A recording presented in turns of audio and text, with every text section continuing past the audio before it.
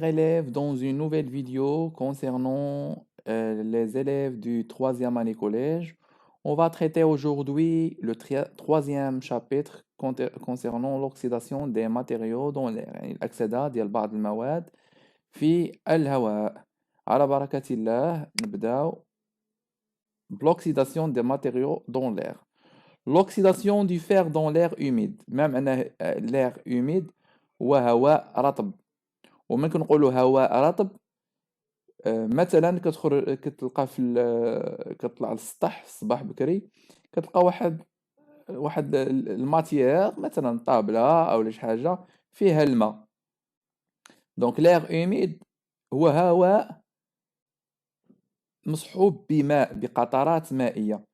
داك القطرات المائية راه دائما كاين، يعني 24 ساعة على 24 ساعة. هو في الصباح بعامل الحرارة ولا الشمس كيتبخروا، والليل ما كتكونش الشمس، يعني درجة الحرارة كتكون منخفضة، يعني يلاه كيبغيو يتبخروا، يعني بالكتلة ديالهم اللي هي ثقيلة كيطيحوا على شكل السمرة. هذا هو ليغ اوميد، هو واحد الهواء رطب، هواء مصحوب بقطرات مائية.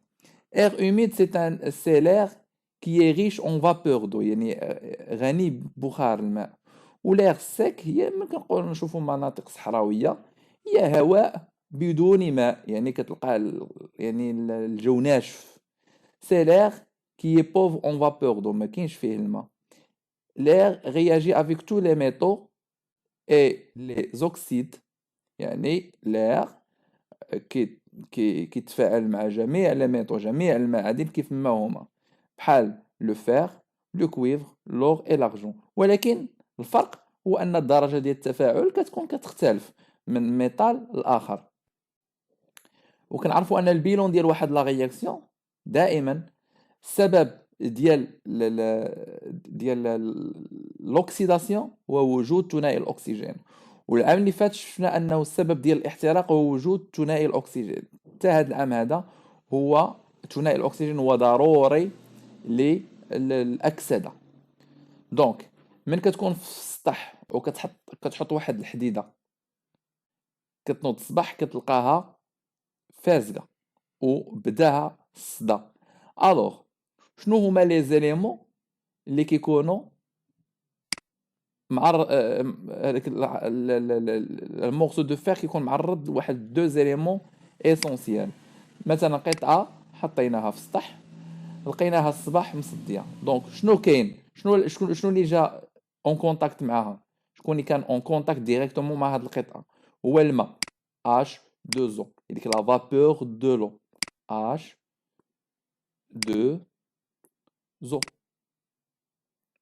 هو الماء.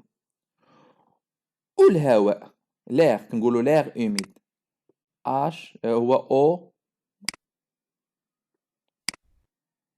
هو O2. الوغ النيتروجين الديازوت ما كيدخلش، كيدخل في التركيبه ديال الهواء، ولكن ما كناخذوش اون كونسيديراسيون. هنا ما كنشوفوا كاين الهيدروجين ما عنده حتى شي دور، كنشوفوا الاكسجين هو اللي كيدخل في التفاعل، والاكسجين هو اللي كيأثر على المعادن باش كيتصداو، اللي كنسميوه اوكسيداسيون. صافي دخول الاكسجين في التفاعل، ماشي اكسجين عادي، هو لو دي اكسجين، لان اكسجين اتوم. دونك ملي كيكون لو ميتال بلس لو دي اكسجين كيعطينا اوكسيد ديال داك لو ميتال. الا كان الحديد اوكسيد دو فير، الا كان الومنيوم اوكسيد دالومنيوم، الا كان لور اوكسيد دو لور، الا كان لارجون اوكسيد دو لارجون، كويف اوكسيد دو كويفر.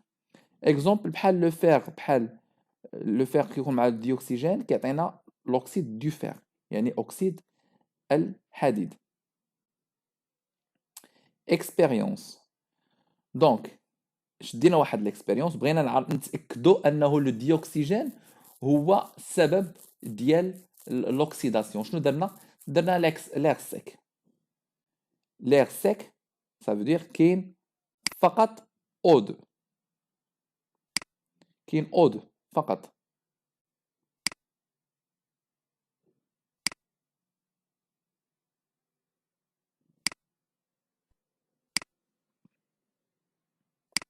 كاين O 2. لو دو روبيني و l'air. يعني كاين لو دو روبيني الماء وكاين الهواء. Ça veut dire O2 و H2O.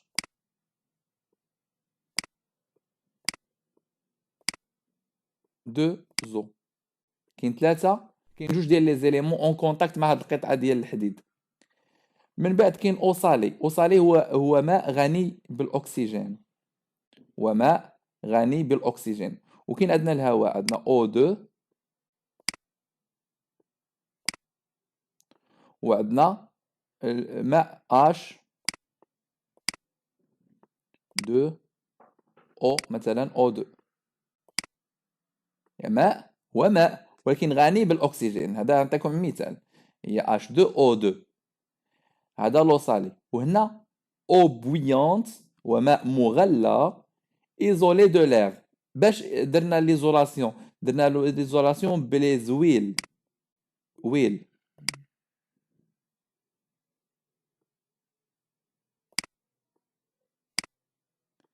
درنا الويل يعني زيت.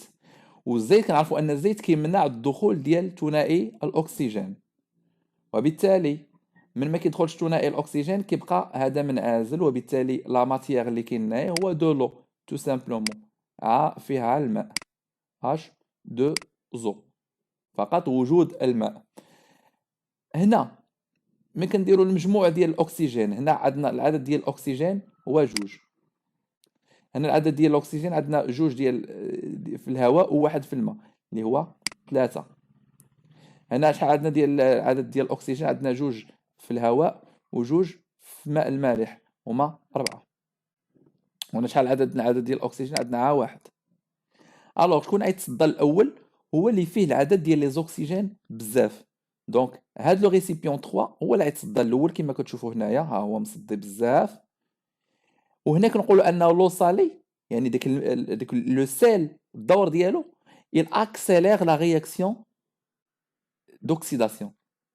يعني في عوض انها تتم لينا في نهار تقدر تتم في 4 سوايع ولا 5 سوايع. دونك كتاكسيليري لوكسيداسيون ديال داك لو ميتال متبوع بلو دو روبيني. بلاص لو كلو مثلا مسمار اللي فيه لو دو روبيني كيتاكسد هو الثاني وبدرجه اقل لانه العدد ديال لي زوكسيجين قليل هو 3. من بعد ليغ سيك وعاد لي زويل. هنا علاش كنديروا هذوك لي بواط كونسيرف و لي بواط كاملين اللي كيكونوا في في الحانوت، يعني عند مول الحانوت، لي بواط ديال الطون اولا ديال المطيشه اولا ديال المايس او بلان دو شوز. علاش كنديروا فيهم الزيت؟ باش ما يخسروش، بس باش الصلاحيه ديالهم تكون كبيره بزاف. دونك اين فوا كيدخل لو ديوكسيجين باش يعفف لي ميتو. عرفت المواد المستهلكه ديالنا الاستهلاك اللي كنستهلكوها، مثلا حطينا البنان في بوطاجي ومعرض للهواء كيولي كيكحل، صافي كيتاكسد كيكون دخول الاكسجين. العصير الليموني اللي حطيناه في البوطاجي فقط بضع مثلا دقائق كتلقى المذاق ديالو تبدل.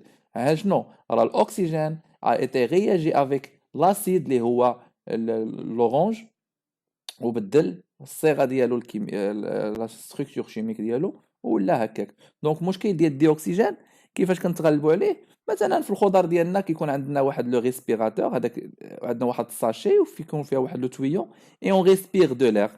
اون فوا كنحيد لير كيتحيد معاه لو ديوكسيجين لانه سي ان كونستيتيسيون دو لير، و هذيك الميكا كتولي يعني اون كونتاكت مع لي ليغوم اي لي فروي ديالنا ايتترا. دونك هنا كنحافظوا على الفواكه والخضر ديالنا لمده طويله حيت منعنا دخول ديال الهواء وحيدناه من البلاصه فين كان فيه. دونك لو ديوكسيجين معروف انه هو السبب ديال لوكسيداسيون. كي سون اوبسيرف لاغويل هو الصدى. هذا هو الصدى، هذا لاغويل. لاغويل se forme dans le tube 3 plus que dans le tube 2. يعني الصدى كيتكون اكثر من le tube 3 من le tube 2. La rouille ne se forme pas dans le tube 1 اي دون لو تيوب 4. الصدى ما كيكونش هنايا. الا حطيتي مسمار في الصحراء وسير واحد المده طويله هو يبقى ما يتصداش. نفس الشيء الا حطيتي شي مسمار ودرتي فيه الماء وفوقو الزيت غيبقى واحد المده طويله ما غاديش يتصدى. Qu'est-ce qu'on déduire? L'air toute seule ne favorise pas la formation de l'argile. الا كان عا الهواء بوحدو او الماء بوحدو راه ما عمرو يعطينا لاغويل، والدليل حنا شفناه. درنا الهواء بوحدو حطينا مسمار في الصحراء، ودرنا بوحدو الماء بوحدو يعني حيدنا اون ايزولي ليغ باش درنا ديك لي زويل مثلا لي زويل فيجيتال. الوغ اون فوا عقلوا عليها لا فورماسيون ديال لاغويل كتكون في حاله وحده الا تجمعوا الماء و الديوكسيجين وكنسميوه ليغ humide او لا ليغ froide. Air humide favorise la formation de l'argile. La présence du sel accélère la formation de l'argile. يعني الهواء الرطب كيعطينا الصدى 100%، والماء المالح ولا الملح يسرع عملية الأكسدة سي لوكسيداسيون. كيفاش نحصلوا على هاد ليكواسيون؟ انا كنعطيكم واحد لا ميثود كي تري تري تري تري سامبل. ما بغيت حتى واحد يحفظ هاد لا ميثود، ما بغيت حتى واحد يحفظ هاد لا رياكسيون، لانها تقدر تنساوها فاسيلمون. كيف ما حفظتوها تنساوها، ولا عاد تخلط لكم مع المعادله ديال لا كومبيسيون الاحتراق. راك لقانا في التصحيح ديال بعض التلاميذ بلان ديغور، يعني كيخلطوا ما بين لا رياكسيون ديال l'oxydation مع la combustion. L'argile s'oxyde de fer 3 se forme quand le fer réagit avec l'air humide. يعني الحديد من كيتفاعل مع l'air humide. Cette réaction chimique est lente. ما معنى lente؟ هي طويلة بزاف. ملي كنبغي نسرحها شوية accélérer un petit peu, on doit ajouter de l'eau salée ou la NaCl. NaCl هو نيت الملح. تقدر تلقاو لو صالي، تقدر تلقاو لو صالي او لا NaCl هو كلورور صوديوم. ليكواسيون شيميك كيفاش كتكون على هذا الشكل؟ هذه ما تحفظوهاش، ما بغيتكمش تحفظوها. عاد فو بروبوزي كو عندنا واحد القطعه ديال الحديد، غنقولوا معرضه لشنو؟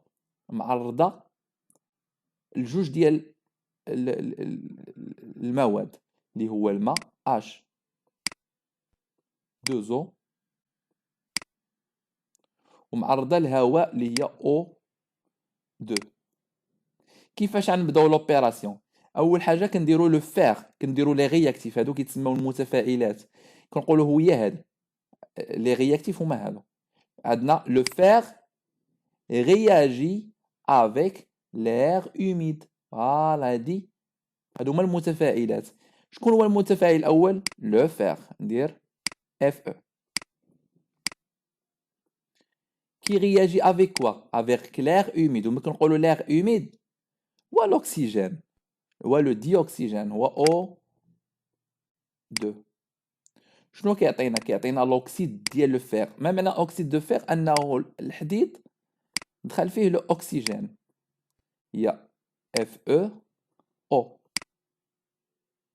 انه الحديد تعرض لوكسيداسيون، يعني تخلط مع الاكسجين. الحديد تخلط مع الاكسجين كنسميوه FeO. دابا شحال ديال لي زوكسيجين دخلوا لنا الحديد؟ شنو كندير؟ كنجي لهاد لابارتي هادي اللي عطيتها لكم وكنشوف شحال عندنا العدد ديال لي زوكسيجين. عندنا جوج ديال الهواء وواحد ديال الماء، وكندير هنايا 3 O3. الحديد من كيفقد الالكترونات، الحديد في الدرس اللي فات قلنا من كيفقد الالكترونات. دونك هذه طريقه تقدرش ما تكونش جوست، ولكن كيفاش ندخلوها اون فوا بور توت؟ حيت بعض الاساتذه كيعطيوها نيشان، يعني ما يديرلكش شي، ما يعطيكش سهوله باش تفهمها فاسيلمون. دونك الحديد من كيفقد الالكترونات سميناه Fe دو بلس، سميناه اف او دو بلس، حيت الحديد كيفقد جوج الكترونات، نتوما عقلوا على هذيك جوج الكترونات كنحطوها هنايا، فوالا كيولي سميتها اف او او. هذا هو لوكسيد دو فير او سميتو اوكسيد فيريك. دابا خاصنا نوازنوا المعادله. باش نوازنوا المعادله، واش كاين شي عاده كنبداو بالاكسجين هو الاول، لان حنا كنخدموا بواحد المواد غير عضويه. المواد غير العضويه كنبداو بالاكسجين. عندنا لو ديوكسيجين، عندنا جوج ديال الاكسجين. كما قلنا العام اللي فات، pour équilibrer la réaction, la conservation ديال les atomes se conserve en genre et en nombre. يعني كينحافظوا كيبقاو كما هما عددا وكما en genre et en nombre. ça veut dire الا كان عندي جوج ديال الاكسجين خصني نلقى هنايا جوج، ولا كان عندي ثلاثه الاكسجين خصني نلقى هنا ثلاثه. خصني نلقى ثلاثه في لي برودوي وثلاثه في لي رياكتيف. باغ كونطخ هنا ما عنديش، عندي جوج في لي رياكتيف وثلاثه في لي برودوي، الوغ خصني يكون عندي ميم نومبر. واش كاين شي عدد غنضربو في جوج يعطيني ثلاثه؟ ما يمكنش. وكاين شي عدد غنضربو هنايا في ثلاثه باش يعطيني جوج؟ ما يمكنش. الوغ كنشوف المضاعفات، المضاعف المشترك الاصغر. غنشوف المضاعفات ديال جوج، كنعرفوا ان المضاعفات ديال جوج هو جوج، أربعة، ستة، تمنية. والمضاعفات ديال ثلاثة هما ثلاثة، ستة، تسعود، 12. شكون هو المضاعف المشترك بيناتهم وصغير؟ هو ستة، هو هذا، ها هو مشترك هنا وهنا. الوغ هاد الاكسجين هذا هنا وهنا خصني نردهم ستة. فاش غنضرب ثلاثة باش يعطيني ستة؟ غنضربها في واحد العدد اللي هو ثلاثة، وعندي الحق نديرها هنا. ما عنديش الحق نضرب ثلاثة هنايا لان عندي اوكيبي. هنا بغيت هنا تكون ستة، فاش غنضرب في جوج باش تعطيني ستة؟ نضربها في ثلاثة. اذا جو دون ايسي ثلاثة. هنا شحال ولا عندي ديال لو فيغ؟ بحال الرياضيات. الرياضيات ملي كيقول لك جوج عامل لثلاثة زائد اكس، شنو كدير؟ كضرب جوج في ثلاثة، وهاد جوج هادي كضربها حتى في اكس، لا ميم شوز. هاد ثلاثة هادي كنضربوها في ثلاثة، بليتو هنايا كاين جو دوا ريكتيفيي لا فوت، نضرب في جوج.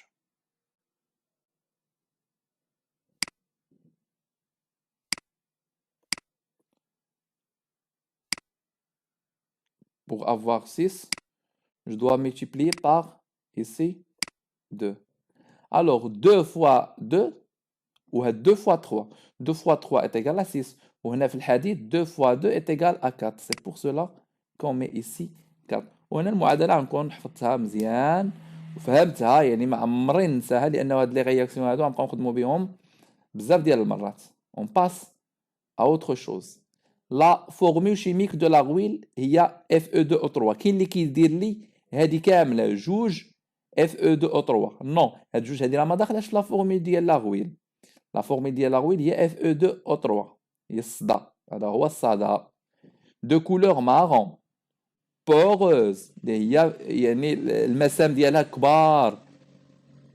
فافوريز لا كوروزيون دو فير. هاد لاكوش هادي ما كتحميش لو فير، الفافوريز كتكمل عليه، كيبقى يتاكل يتاكل يتاكل يتاكل حتى ما كيبقاش، il disparaît après.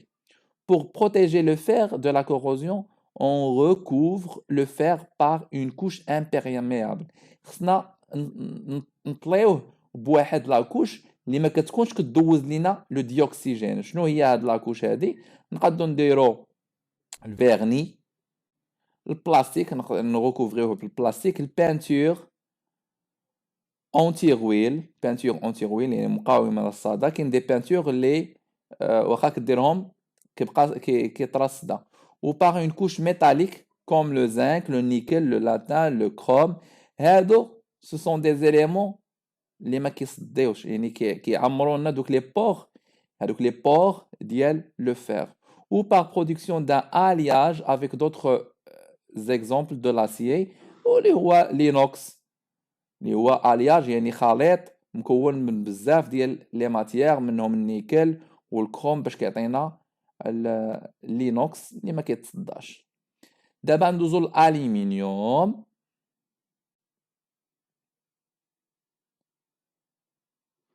l'oxydation de l'aluminium dans l'air humide كنديرو une expérience. شدينا واحد القطعة ديال الألمنيوم، لام اون ألمنيوم ديكابي قطعناها après une semaine، تعرضت للاغويل يعني تعرضت بلاغ humide اللي هو الماء وثنائي الهيدروجين. Bien.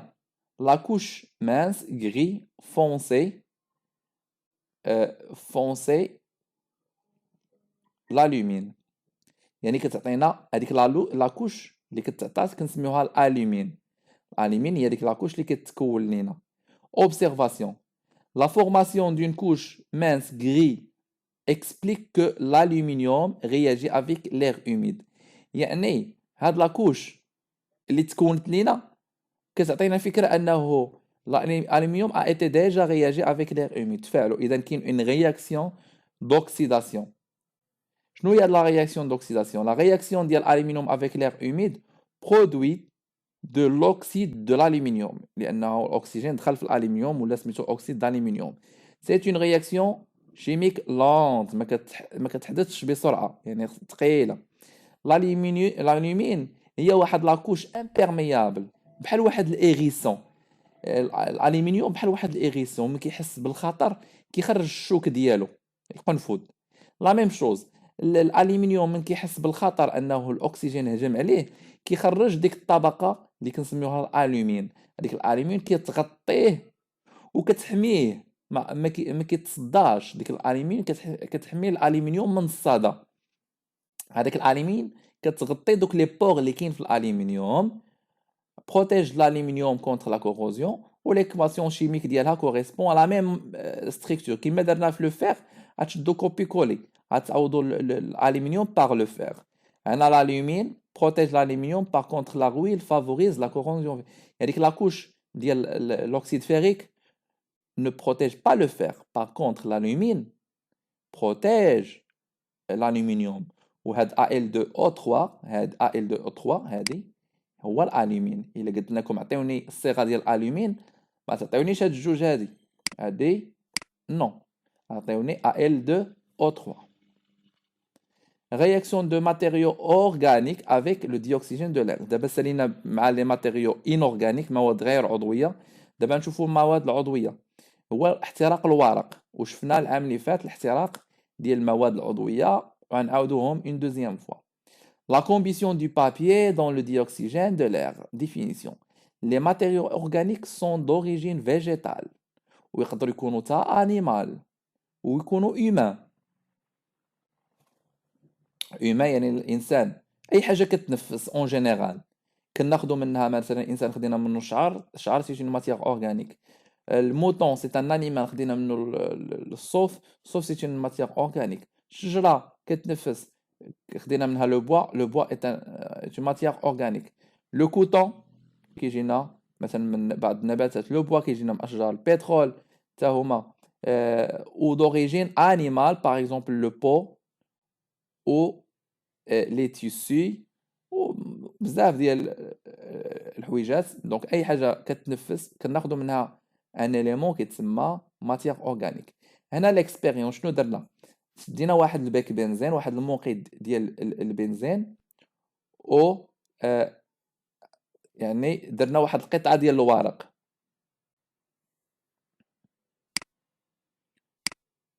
ابخي من درنا ديك القطعه ديال الورق حرقناها عطاتنا واحد الدخان اسود واحد الفومي نوار. والعام اللي فات قلنا انه ديك الفومي نوار هو السي او. الدخان ديال السيارات هو السي او. دونك اي حاجه كتعطينا على شكل فومي نوار كنقولوا راه كاين دو سي او. دونك هنا عطاني واحد الدخان من الاحتراق ديال الورق عطاني السي او. وهنا كنشوفوا واحد القطرات مائيه كلير. وهنايا هاد الغاز اللي مشى هنايا جا هنايا ديجا a été en contact avec l'eau de chaux. كنشوفوا ان لو دو شو devient trouble يعني تعكرنا ماء الجير. يعني كاين واحد لا ماتيير كاين عندي هنا واحد لاطاش نوار. لاطاش نوار كاين واحد لا ماتيير. دونك هاد لاطاش نوار اي حاجه يعني واحد لاطاش نوار واحد المساحه سوداء بقات لنا راه كاين دو كربون. هنايا قطرات راهما ديال الماء وان فوا كيتعكرنا ماء الجير كنقولوا انه راه كاين du CO2. La combustion incomplète, علاش incomplète؟ لأنه كاين واحد الغازات خطيرة ما خصناش تبقى. إلا ما بقاتش كتولينا كومبليت. بما أنه كاين دخان وكاين هاد لاطاش نواغ كنعرفوها أنها انكومبليت.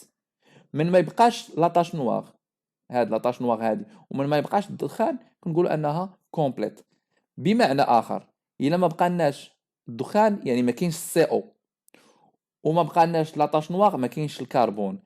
une fois في une réaction chimique de combustion ما لقاوش السي او والسي كنعرفوها سي une réaction de combustion complète، ومن كنلقاوهم كنقولوها incomplète مازال ما كملتش، خاصنا مازال دو ديوكسيجين بكثرة عاد أنها تكمل. قلنا la combustion incomplète du papier est accompagnée du dégagement du fumée noire يعني دخان أسود، des gouttelettes d'eau qui apparaissent à la paroi du tube, de l'eau de chaux qui se trouve يعني كاين CO2 et plus il y a dégagement de CO والدخان الأسود. La conclusion qu'on peut conclure ou bien déduire, les atomes qui constituent les molécules du papier ce sont des matières organiques. دائما la matière organique تتكون من atomes de hydrogène et de carbone. Voilà. La matière organique دائما كتكون من ذرات الكربون والهيدروجين. La combustion du plastique dans le dioxygène de l'air. Les produits de la combustion incomplète de plastique sont le CO2 ثنائي اكسيد الكربون كيحدث لنا يعني بتاكل ماء الجير. CO كيعطينا دخان اسود. H2O اما قطرات مائيه على الباغوا ديال الاناء او لا سلفات دو كويفر انيد دوفيان بلو. ملي كيكون سلفات دو كويفر كيولي زرق، هو بحال الملحه، من كنديروه في واحد لا ماتيير اللي فيها الماء وكيولي زرق كنقولوا انه كاين الماء. اي لا فومي اللي هو السي او، الفامو سي او هو هذا، وطاش دو كربون اللي هو سي. plus il y a dégagement des gaz très dangereux toxiques. La combustion ديال البي في سي، ممكن نحرقوا البي في سي وكنعرفوا ان البي في سي خطير وقلت لكم ردوا منه البال. من كتحرق البي في سي كيعطينا الديجاجمون ديال واحد الغاز عنده اللون اخضر وكنسميوه ديجاج دو كلور دي هيدروجين HCl. هي الاسيد كلوريدريك حنا نخدموا بها في لا سويت ديال لي كور بروشين. اي ان غاز تري توكسيك، اي ان غاز هاد HCl غاز تري توكسيك. راه في المختبرات باش نخدموا بهذا الغاز هذا اللي هو كونسونطري خاصنا نديرو دي مويان دو سيكوريتي اللي هما لي غون لي بافيت اي دي ماسك اي بلان دو شوز ولا هوت تكون ديجا خدامه. لا كومبيسيون ديال البولياميد النيلو، ممكن نحرق واحد التريكو ديال النيلو كيولي لنا واحد ديغاجمون ديال السيانور دو هيدروجين HCN. هو سي ان غاز مورتيل كيقتل، يعني الا كان سيرتو البيت مخنوق وحرقتي واحد التريكو ديال النيلو كيكون غاز قاتل. لا كومبيسيون ديال البوليستير سي ان بوليمير يعني كيكون متعدد فيه لي زاتوم بزاف. ديغاج دو ديوكسيد ولا ديوكسيجين دو سوفر ولا ديوكسيد دو سوفر. هاد SO2 سي ان غاز تا هو تري توكسيك وكيؤدي الى الموت. فوالا كنكون ساليت معكم لو كور ديالنا. Si vous avez des questions, je serai disponible, Inch'Allah, pour vous expliquer plein de choses. Je vous souhaite bonne chance et à la prochaine vidéo, Inch'Allah.